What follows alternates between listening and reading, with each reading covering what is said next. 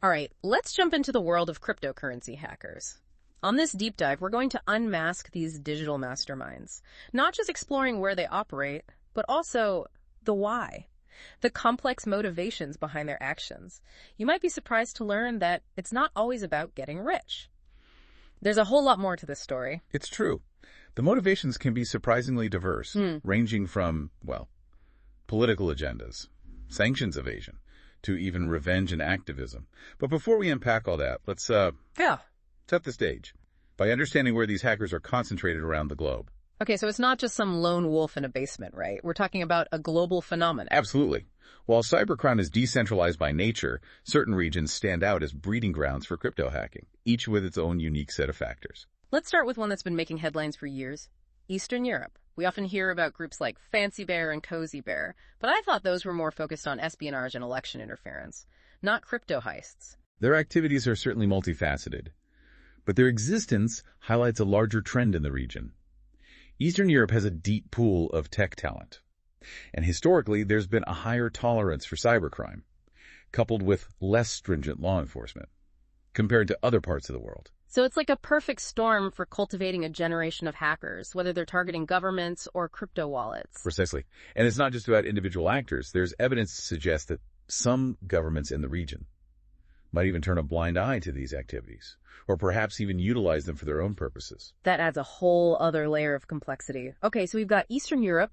What about Asia? That's a massive region with a booming tech sector. Within Asia, China stands out as a major player in the crypto hacking world.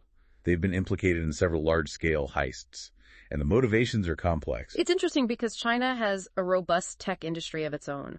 What would drive them toward crypto crime? Some experts believe it's driven by internal financial pressures, individuals seeking quick riches in a rapidly evolving market. But there are also external pressures at play, possibly even government-backed actors, using these activities for economic or political gain. So it could be anything from a lone wolf looking for a payday to a state-sponsored operation trying to disrupt the global financial system. That's the unsettling reality. And then there's the case of North Korea, which adds yet another layer of geopolitical intrigue to this mix. Yes, North Korea. Everyone's heard about the Lazarus Group. They're almost legendary in the world of crypto hacking. What makes them so unique? It's not about individual enrichment for North Korea. They're under heavy international sanctions. So they've weaponized cybercrime, including crypto hacking as a means of survival. It's how they fund their government programs, support their military ambitions, and essentially circumvent the sanctions imposed on them. So for them, crypto hacking isn't just about stealing money. It's about defying the global financial system. It's a tool of resistance. That's a crucial insight. And it underscores the fact that the world of crypto hacking isn't just about greed. It's deeply intertwined with geopolitics, power dynamics, and even ideology. Okay, we've talked about Eastern Europe, China, and North Korea, all regions with pretty sophisticated hacking operations. What about other parts of the world? Is this just a game for the big players? Not at all. Cybercrime has become a global phenomenon, and we're seeing activity in almost every corner of the world, often fueled by different motivations and utilizing different tactics. Let's dive into another region that's often in the news. Southeast Asia. It's a region experiencing rapid technological growth and a burgeoning crypto market. But it's also grappling with economic disparities and political instability in some areas. That's right. And those factors create fertile ground for a particular type of cybercrime, social engineering. Okay, explain that one to me. How is social engineering different from, say, hacking into a system? Think of it as hacking the human element. In Southeast Asia, we see a lot of scams, Ponzi schemes, fake investment opportunities, and romance scams, where people are tricked into sending cryptocurrency to someone they think they can trust. It preys on the hope of quick riches, especially in a volatile and often confusing crypto market. So it's a different kind of exploitation, not necessarily relying on sophisticated hacking techniques, but rather manipulating people's aspirations and vulnerabilities in this new digital frontier. Exactly. It's a reminder that cybercrime isn't always about complex algorithms and technical wizardry. It can be as simple as understanding human psychology. Okay, so Eastern Europe and Southeast Asia represent different ends of the spectrum when it comes to crypto hacking. One is known for its technical prowess, while the other relies more on social engineering tactics. What about the Middle East? Where do they fit into this picture? The Middle East's involvement in crypto hacking is perhaps less prominent on the global stage compared to some of the regions we've discussed. But it's no less significant.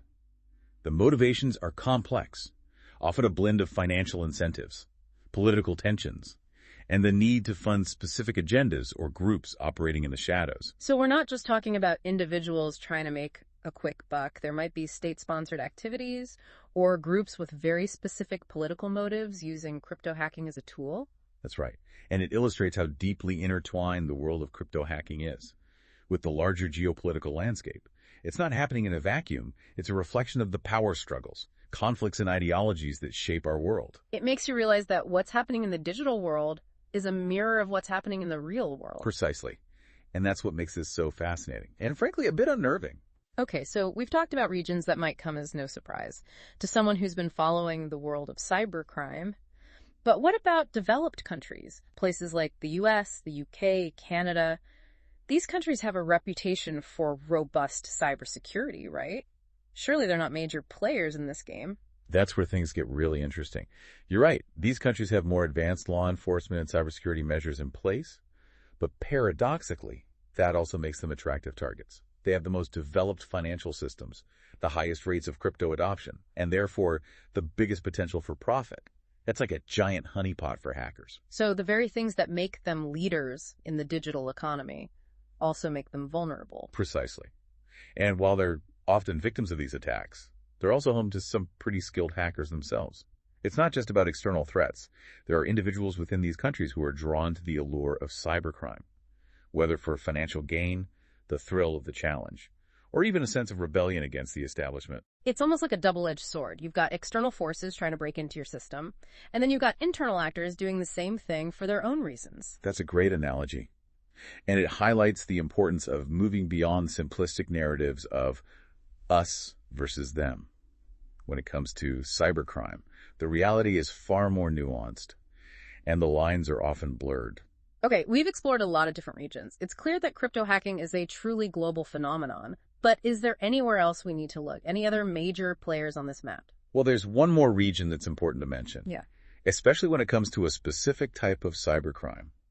That has found a fertile ground in the world of cryptocurrency, scams, and that's Africa, particularly Nigeria. Nigeria. I always associate them with those email schemes, where a prince promises you millions of dollars if you just help them transfer their funds. Those are the infamous 419 or advance fee fraud scams, and they've evolved significantly in the age of cryptocurrency. So how have they adapted their game plan to target the crypto market? They've essentially taken the same principles of deception and manipulation and applied them to the world of cryptocurrency. We're seeing a lot of romance scams, where they build relationships with people online and then convince them to invest in fake crypto schemes. There are also fake wallets and investment platforms designed to steal people's money. So it's the same old tricks, just wrapped in the shiny new packaging of cryptocurrency. That's a great way to put it. And unfortunately, these scams can be very effective because they prey on people's vulnerabilities, their desire for connection, their hope for quick financial gain, especially in a region that's often facing economic challenges. It's heartbreaking to think about people falling victim to these scams, especially in a region that's already facing so many obstacles. It is. And it underscores the need for not just technological solutions, but also addressing the underlying socioeconomic factors that contribute to these activities. Okay, so we've covered a lot of specific regions, but I have a feeling this story doesn't end there. Our source material also mentions something called Global Anonymous Hacker Networks. What are those all about? This is where things get even more complex and challenging. These are shadowy, decentralized groups that operate across borders, often using sophisticated encryption and anonymization tools to hide their identities and activities. So we're not talking about a specific group located in a specific country. This is something bigger and more amorphous. Exactly. These networks can be composed of individuals from all over the world, united by a common goal or ideology. They might collaborate on specific projects, share hacking tools and resources, or even offer their services for hire on the dark web. It sounds like something out of a spy movie. How do law enforcement agencies even begin to track these groups down if they're so decentralized and anonymous? It's incredibly difficult, and it requires international cooperation, advanced technological capabilities, and a deep understanding of how these networks operate. They communicate through encrypted channels, use VPNs to map their locations, and rely on cryptocurrencies to move money without leaving a trace. So we're talking about a whole new level of sophistication and coordination here. This isn't just some kid in their basement playing around anymore. That's precisely right. This is organized cybercrime on a global scale, and it poses a significant challenge, not just to law enforcement, but to the very fabric of the internet itself. It feels like we've just scratched the surface of a very deep and complex rabbit hole. We have. In the next part of our deep dive, we'll shift gears and delve into some real-world examples of these attacks in action, exploring the tactics used and the devastating impact they can have. Excellent. Stay tuned, because things are about to get really interesting. Welcome back to our deep dive into the world of cryptocurrency hackers. In the last part, we explored the global landscape of these digital masterminds, uncovering their diverse motivations and regional hotspots. We saw how crypto hacking is intricately connected to geopolitics, economic disparities, and even human psychology. It's a complex tapestry that we're only beginning to unravel. It's true. And it's easy to get lost in all the abstractions. So I think it's time to bring things down to earth a little bit and show our listeners what these attacks actually look like in the real world. Let's dive into some specific cases that illustrate the tactics used and the impact they can have. Excellent idea. Stories are powerful. They help us understand the human impact of these crimes and the very real consequences for both individuals and institutions. Okay, so where do we begin? Our notes mention a major hack involving something called a DeFi platform. Can you refresh my memory on what DeFi is all about? DeFi stands for decentralized finance. It aims to recreate traditional financial services, like lending and borrowing, but without the need for banks or intermediaries. It all happens through code and smart contracts on a blockchain. Okay, so it's essentially cutting out the middleman and relying on algorithms to manage financial transactions. Yeah, it's a good way to put it. Yeah. And while DeFi has the potential to revolutionize finance, it's also attracted the attention of hackers looking to exploit vulnerabilities in these relatively new and complex systems. Which brings us back to the hack you mentioned. What happened? This was the Poly Network hack, one of the biggest DeFi heists in history. In August of 2021, a hacker exploited a vulnerability in Poly Network's code, managing to drain over $600 million worth of various cryptocurrencies. Whoa, $600 million. That's an insane amount of money. It sounds like DeFi. For all its promise, still has some serious security kinks to work out. Of a major blow to the DeFi space. But here's where things take a strange turn. The hacker, who went by the name Mr. Whitehat, eventually returned almost all of the stolen funds. Wait, they gave it back? That doesn't sound like typical hacker behavior. What was their motivation? That's the million-dollar question. And it sparked a lot of debate and speculation within the crypto community. Mr. Whitehat claimed they were simply trying to expose a vulnerability in Poly Network's code to help them improve their security. So a Robin Hood hacker, stealing from the rich to make the system better for everyone. It sounds almost too good to be true. It does. And while some people believe their claim, others suspect it might have been an elaborate publicity stunt, or perhaps a way to avoid legal repercussions. I guess we'll never know for sure, but it's a fascinating case that shows how the motives behind these attacks can be far from straightforward. Okay, let's move on to another example. Our notes mention the Bitfinex hack, which happened back in 2016. Remind me, what's Bitfinex? Bitfinex is one of the largest and most well-established cryptocurrency exchanges in the world. And this particular hack was a watershed moment for the entire crypto industry, a stark reminder of the vulnerabilities that existed, even on seemingly secure platforms. Okay, so what happened? How did they get hacked? And what was the damage? The details are still shrouded in mystery.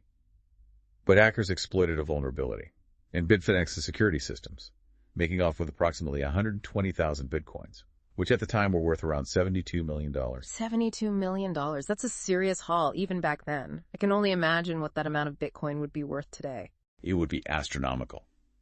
And the stolen bitcoins have been slowly moving through the blockchain ever since, becoming a source of fascination and frustration for the crypto community. Really? People are just watching these stolen Bitcoins move around. Yes.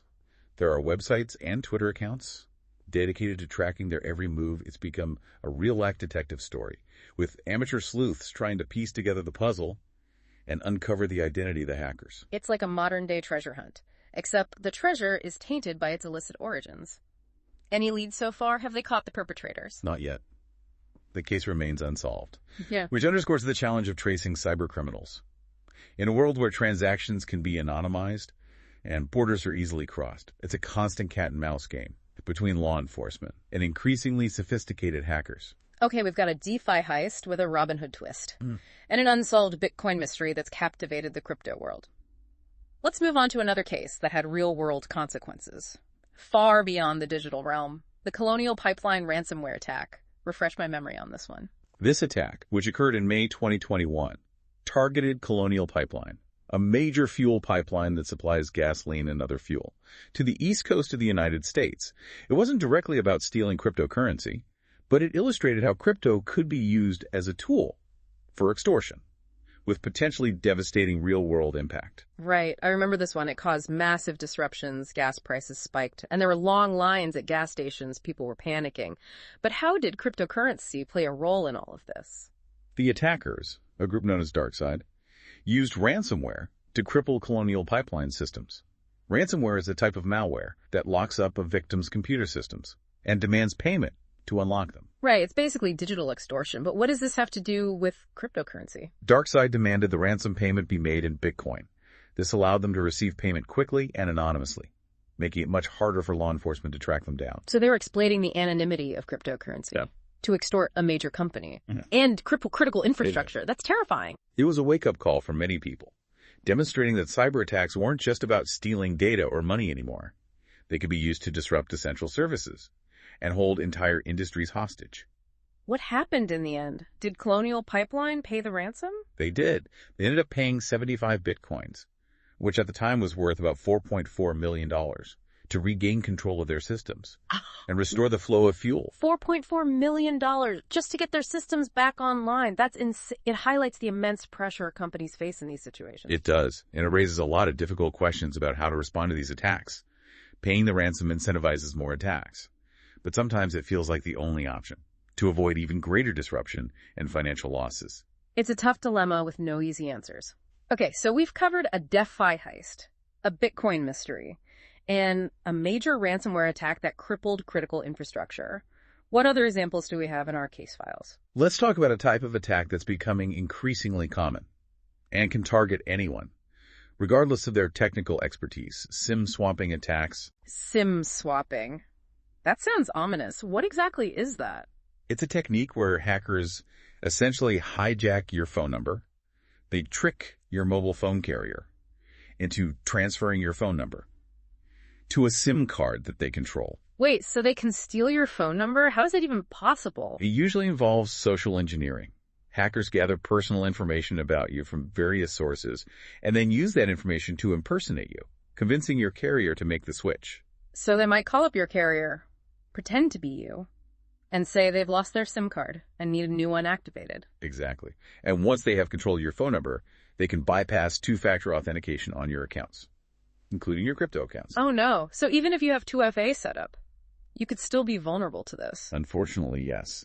That's why it's crucial to be aware of SIM swapping attacks and to take steps to protect yourself. Like what can we do to prevent this from happening? The first line of defense is to be extremely cautious about sharing personal information online or over the phone. Be wary of phishing attempts that might be trying to gather information about you, like those quizzes on social media that ask all sorts of seemingly harmless questions. Right. I've always been suspicious of those quizzes. It feels like they're just trying to collect data on you. And if you ever suspect that you might be the target of a SIM swapping attack, contact your mobile carrier immediately and report it to the authorities. It's better to err on the side of caution.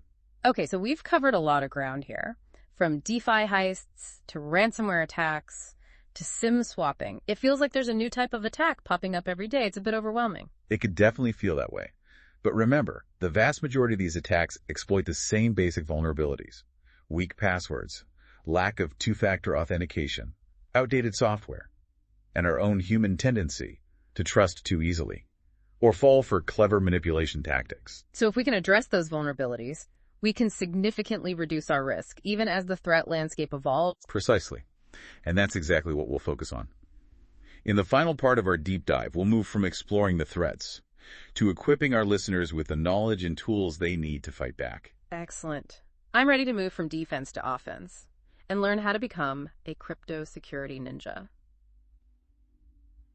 Welcome back to the final part of our deep dive into the world of cryptocurrency hackers. In the last two parts, we journeyed across the globe uncovering the who, the where, and the why behind these digital heists. Now it's time to empower ourselves with the knowledge and tools to protect our own crypto fortunes. Let's shift from exploring the threats to mastering the art of crypto security. That's a great way to frame it. As we've seen, the world of crypto hacking is constantly evolving, and the best defense is a good offense. So let's equip our listeners with the knowledge and strategies they need to stay ahead of the game. All right, let's get tactical. Where do we even begin building our crypto fortress? It all starts with the foundation. Strong passwords. I know it might sound basic, but it's astonishing how many people still underestimate the importance of strong, unique passwords for every single crypto-related account they have. You're right. We often hear this advice, but it's worth repeating, especially in the context of cryptocurrency.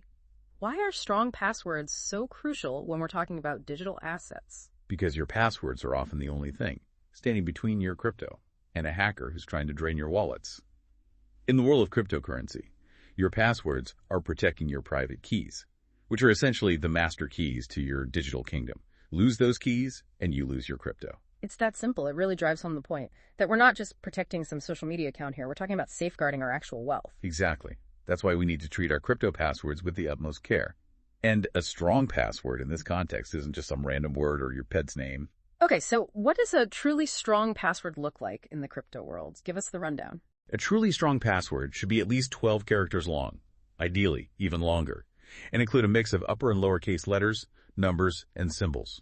And please avoid using common words or phrases. Those are easy to crack. Most importantly, don't reuse passwords across multiple accounts.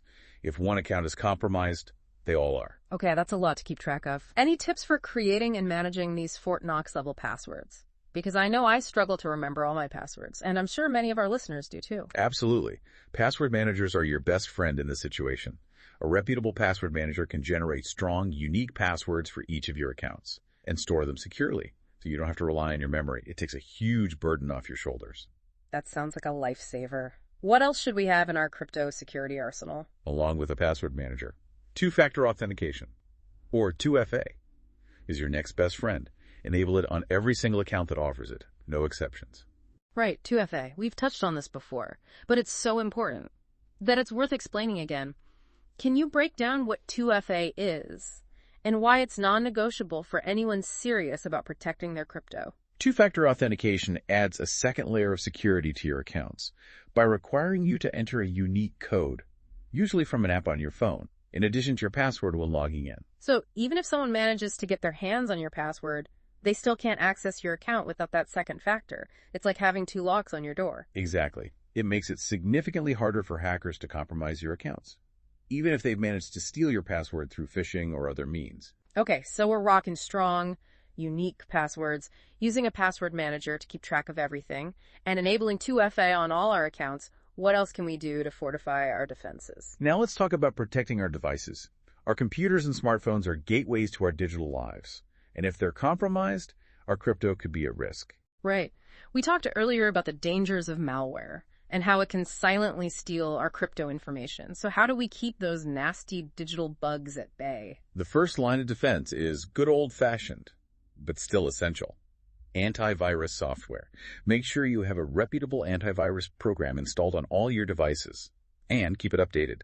This helps detect and block known malware threats, like those pesky viruses and Trojans. Got it. Antivirus software, check. What other precautions should we be taking when it comes to our devices? Be very cautious about the websites you visit and the files you download. Stick to trusted sources and websites, and avoid clicking on suspicious links or opening attachments from unknown senders. It's like avoiding a dark alley you're not familiar with. So no clicking on that email from the Nigerian prince offering to share his fortune. Precisely. Remember, if something online seems too good to be true, it probably is. Good advice. It applies to so many things in life, not just crypto. What about our smartphones? Those are like mini computers that we carry around with us everywhere, and they're probably just as vulnerable to these attacks. You're absolutely right. Smartphones are just as susceptible to malware and other cyber threats as computers. Make sure you apply the same security principles: antivirus software, cautious browsing, and common sense. Okay, so antivirus software, cautious browsing, the usual suspects. Anything specific to smartphones that we should be mindful of? Be particularly careful about the apps you download. Stick to official app stores like the Apple App Store or Google Play Store. And read reviews carefully before installing anything. Don't download apps from shady third-party websites. Right. Because some of those apps could be disguised malware, designed to steal your crypto or other sensitive information. Exactly. It's all about minimizing your risk. Now let's talk about another critical aspect of crypto security: choosing our crypto platforms wisely. Okay, so this is about where we store our crypto and how we buy, sell, and trade it. That's right. It's important to remember that not all platforms are created equal when it comes to security. Some platforms are much more secure than others. So how do we know if a platform is safe? What should we look for when choosing a crypto exchange or wallet provider? Look for platforms that offer features like two-factor authentication, cold storage for the majority of their funds, and bug bounty programs that incentivize security researchers to find and report vulnerabilities. Can you break down those features a bit? What's cold storage and why are bug bounty programs a good sign? Cold storage essentially means that the platform stores the majority of their users' crypto offline, in secure physical locations, making it much harder for hackers to steal. It's like keeping your most valuable possessions in a safe deposit box at a bank, rather than leaving them out in the open. That makes sense. And what about bug bounty programs? Bug bounty programs are a way for platforms to proactively identify and fix vulnerabilities in their systems. They offer rewards to security researchers who find and report bugs. So it's in their best interest to have a robust program in place. It shows they take security seriously. It's like having a team of ethical hackers, constantly testing your defenses and helping you patch up any holes. That's a good analogy. It's also a good idea to check if the platform has insurance to cover potential losses in case of a hack or security breach. Right, because even the most secure platforms can be targeted, so having that insurance can provide at least some peace of mind. Exactly. And don't forget the power of the crowd. Read reviews from other users, see what their experiences have been, and if there have been any reported security issues. It's like checking online reviews before trying a new restaurant. You want to make sure it's a safe and reputable place to eat. The same applies to the world of crypto. Precisely. Due diligence is key. All right, so we're choosing our platforms carefully. We're using strong passwords and two-factor authentication. We're protecting our devices like Fort Knox. Anything else we can do to bolster our defenses. It feels like we've covered a lot of ground already, but I'm sure there are more layers to this crypto security onion. You're right. There's one more crucial aspect we need to talk about: being mindful of social engineering tactics. Ah, yes. Social engineering, the art of human hacking. We've touched on this before, but it's so important, especially in the crypto world, that it's worth revisiting. Can you remind us what social engineering is all about and why it's so dangerous? Social engineering is all about manipulating people, playing on their emotions, their trust, and their desires, to trick them into taking actions that benefit the attacker. Hackers use clever psychological tactics to exploit our vulnerabilities. It's basically hacking the human element, rather than hacking into a computer system directly. Exactly. And it can be incredibly effective, because humans are often the weakest link in the security chain. So how do we protect ourselves from these master manipulators? It feels like they're always one step ahead. The first step, as with so many things in life, is awareness. The more you understand about social engineering tactics, the less likely you are to fall victim to them. Okay, so let's talk about those tactics. What are some common red flags that should make us suspicious? Always be wary of unsolicited communications, especially if they're asking for personal information, financial details, or urging you to take immediate action. So that email from a crypto expert offering to double your Bitcoin investment, probably a scam. Most likely. Also, be skeptical of offers that seem too good to be true. If it sounds like a get-rich-quick scheme, it probably is. That's a good rule of thumb for just about everything in life, not just crypto. If it sounds too good to be true, it probably is. Exactly. And trust your gut instinct. If something feels off or suspicious, don't be afraid to ask questions. Do your research. Or walk away.